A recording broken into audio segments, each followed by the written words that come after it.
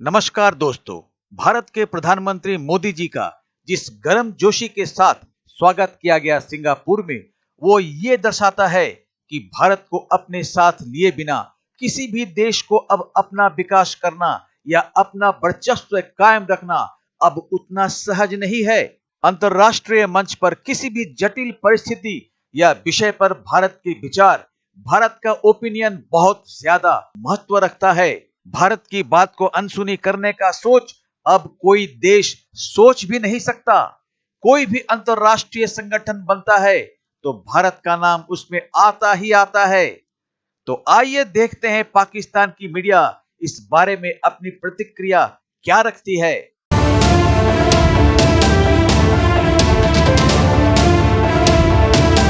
Prime Minister Narendra Modi's visit Singapore High Commissioner to India Simon Wong has said that CapitaLand, one of Asia's largest diversified real estate groups, plans to more than double its funds under management in India to more than 90,280 crore. मुल्क में सियासी अदम इस्तेहकाम है जिसने हमारी जो business community है और जो इन्वेस्टर है इसको डरा कर रखा हुआ है। यानी कि बैरूनी सरमाया मुल्क में आने के बजाय मकामी सरमायाकार जो हैं वो पाकिस्तान से बाहर जा रहे हैं, जिसे माहिर मईशत जो हैं बाज़ औक़ात कहते हैं जी रिवर्स FDI। अहम तरीन खबर देंगे। IMF एग्जीक्यूटिव बोर्ड के सितंबर में मजीद इजलासों का कैलेंडर जारी कर दिया गया है, जिसके मुताबिक 9 और 13 सितंबर को भी इजलासों में पाकिस्तान के साथ $7 अरब कर्ज के लिए होने वाले स्टाफ लेवल मुआहदे की मंजूरी शामिल नहीं है। कोई हमें कर्जा नहीं दे रहा, ना ही असासे खरीदने को तैयार है। अगर हम बात करें तो इंडिया के प्राइम मिनिस्टर नरेंद्र मोदी ना सिर्फ अपने मुल्क की सकाफत को, अपने कल्चर को प्रमोट करते हुए दिखाई दे रहे हैं, बल्कि अपने मुल्क के अंदर इन्वेस्टमेंट लेकर आ रहे हैं। हमने देखा कि बरनोई में जाके उन्होंने स्पेस साइंस पर बात की और अब सिंगापुर में वो सेमीकंडक्टर पर बात कर रहे हैं। वो चाह रहे हैं कि इंडिया जो है अब वो सेमीकंडक्टर चिप के हवाले से किसी का मोहताज ना रहे। क्या कहना चाहेंगे अब, जिस तरह इंडिया के प्राइम मिनिस्टर नरेंद्र मोदी अपने मुल्क का स्टेटस मजीद अपग्रेड करने में लगे हुए हैं? देखें, अगर मैं अनबाइस्ड होकर बात करूं तो डेफिनेटली नरेंद्र मोदी सिर्फ इसलिए वोट नहीं हासिल कर रहे to the Hindutva thing, he is delivering to the people. लोगों के पास बेंगलुरु जो IT हब बना, दैट वाज हिम। देन उसके बाद अब वो सेमीकंडक्टर चिप एप्पल का वहाँ पे बकायदा मैन्युफैक्चर हो रहा है। इसका रीज़न ये है कि जब तक आवाम को डिलीवर नहीं होगा आपको वोट नहीं मिलेंगे। वहाँ पे ये चीज़ थोड़ी है जो हमारे यहाँ धांधली के बाद चलते हैं। He is doing a great job और we should learn from him, this is how it could be. और वो अपने डाइवर्स कल्चर को लेकर चलते हैं। यहाँ तो मामला आपको पता ही है। तो key thing is that he is to be learn from. अगर हम अनबाइस्ड होकर सोचें तो एक मिसाल के तौर पर हम उनको इस्तेमाल कर सकते हैं कि किस तरीके से उन्होंने आवाम को डिलीवर किया, अपने मुल्क के लिए ज़र मुबादला ला रहे हैं और उसको एक आला मुकाम पर पहुंचा रहे हैं। सिर्फ आला मुकाम से ये नहीं होता हमने ये धमाका कर लिया, हमने वो मिसाइल चला लिए।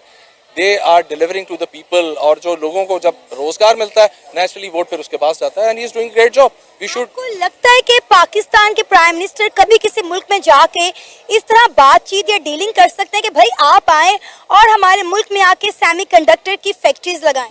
देखिए, बातचीत तो चल रही है, पहले भी चल रही थी, अभी जो भी रहे हैं, आई एम बीइंग अनबाइस्ड, जो लोग भी रहे हैं उन्होंने कोशिश की। लेकिन मामला ये है आपके यहाँ पर पॉलिसीज उसका कंसिस्टेंसी नहीं है।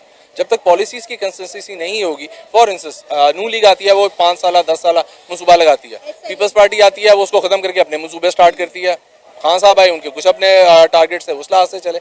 जब तक आपकी पॉलिसीज आवाम के साथ नहीं होंगी, अपने मुल्क के साथ नहीं होंगी, जिस तरह मोदी की है, आप डिलीवर नहीं कर सकते, आप हासिल नहीं कर सकते वो मुकाम। आई रिमेंबर इट वाज शहीद मोहतरमा बेनज़ीर भुट्टो हु सेड के अब जो आगे, that was way back in the 90s, she said के आगे जो मामला है वहाँ पे आपको धमाकों से या फौजी ताकत से नहीं आपको मिलता एक मुकाम, आपको मुकाम मिलता है मौशी ताकत से। मोदी ने अपने मुल्क को मौशी ताकत बनाया है और वो उस तरीके से इज्जत ले रहा है। आपको यहाँ पे मतलब यह है कि जो अपने दोस्त मवालिक है वो घास नहीं डालते, उसका रीज़न वही है, द कंसिस्टेंसी ऑफ पॉलिसीज। आपको लगता है कि हमें इंडिया से कुछ सीखने की जरूरत है, फॉलो करने की जरूरत है कि फॉरेन पॉलिसी को किस तरह बेहतर किया जा सकता है, दूसरे मुल्कों के साथ बनाकर कैसे रखनी चाहिए? आपको नहीं लगता कि पाकिस्तान कहीं ना कहीं आइसोलेट हो गया है?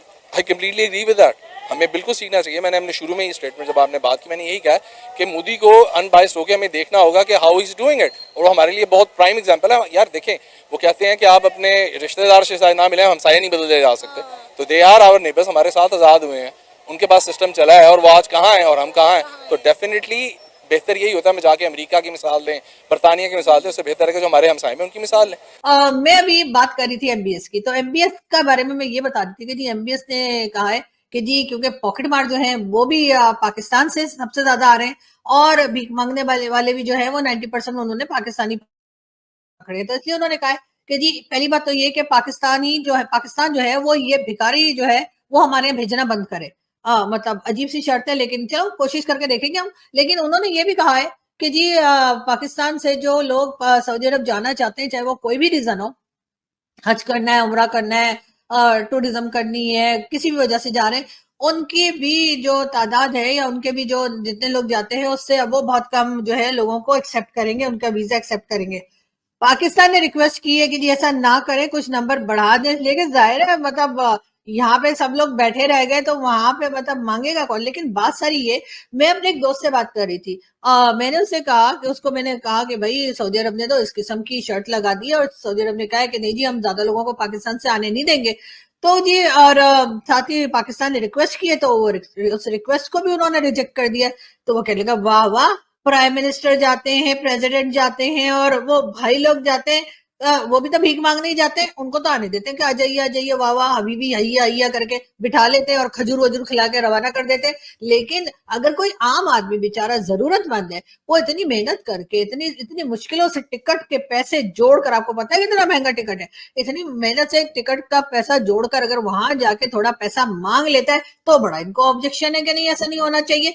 मतलब ये डबल फेस और ये दो तरह की पॉलिसीज जो है ना ये सऊदी अरब की, मुझे भी कुछ पसंद नहीं आई और मेरे दोस्त भी यही कह रहे थे कि ये कोई अच्छी बात तो नहीं है कि जी अगर आप क्या मतलब अगर कोई प्राइम मिनिस्टर और प्रेसिडेंट और उस ऊपर के लेवल के लोग अगर आते हैं तो आप उन्हें तो आने देते हैं और वो आके आपसे भीख ही मांगते हैं। वो कौन सा आके आपको कोई गिफ्ट कर रहे होते हैं या आपको कुछ दे के जा रहे होते हैं, कुछ लेके ही जा रहे होते हैं ना, तब तो आपको बुरा नहीं लगता। लेकिन अगर कोई बेचारा मजबूर मोहताज जिसे कहते हैं कि जरूरतमंद, यानी कि जैसे हम बोलते हैं इंग्लिश में बोले तो नीडी, ठीक है, अगर वो आते हैं तो आप उनको कहते हैं कि जी मत आओ यहाँ पर। तो प्रधानमंत्री नरेंद्र मोदी के सिंगापुर पहुंचते ही वहां की एक बड़ी कंपनी ने कर दी एक बड़ी घोषणा। इस मल्टीनेशनल कंपनी ने भारत में अपना निवेश आने वाले कुछ सालों के अंदर दोगुना करने का प्लान बना लिया है और ये अमाउंट किसी को भी चकरा देने के लिए काफी है। खासकर पाकिस्तान को इस निवेश की राशि होगी 90,000 करोड़ और यह निवेश 2018 साल तक पूरा कर लिया जाएगा। एशिया का सबसे बड़ा रियल एस्टेट का कारोबार करने वाली कंपनी सिंगापुर का कैपिटल लैंड्स ने अपनी तरफ से यह घोषणा कर दिया है। तो एक तरफ भारत में दुनिया की बड़ी बड़ी कंपनियां अपना इन्वेस्टमेंट करने के लिए होड़ लगा रखी है, वहीं पाकिस्तान का चित्र कुछ अलग ही है। पाकिस्तान अब फिर से बड़े बड़े दरवाजों को लोन पाने के लिए बेतहाशा खटखटा रहा है, लेकिन सारे दरवाजे उसके मुंह पर ही बंद हो रहे हैं। सऊदी अरब ने तो यहां तक कह दिया कि किसी भी पाकिस्तानी को वीजा देने के लिए वो 10 बार सोचेगा। पाकिस्तान के नेता, मंत्री, प्रेसिडेंट, प्राइम मिनिस्टर वहां पहुंचते हैं कर्जा लेने के लिए, उसी तरह आम पाकिस्तानी वहां पहुंचते हैं सड़कों पर भीख मांगने के लिए। तो सऊदी अरब ने भी दूसरे देशों की तरह पाकिस्तान के सामने अपने दरवाजे पर नो एंट्री का बोर्ड लगवा दिया है।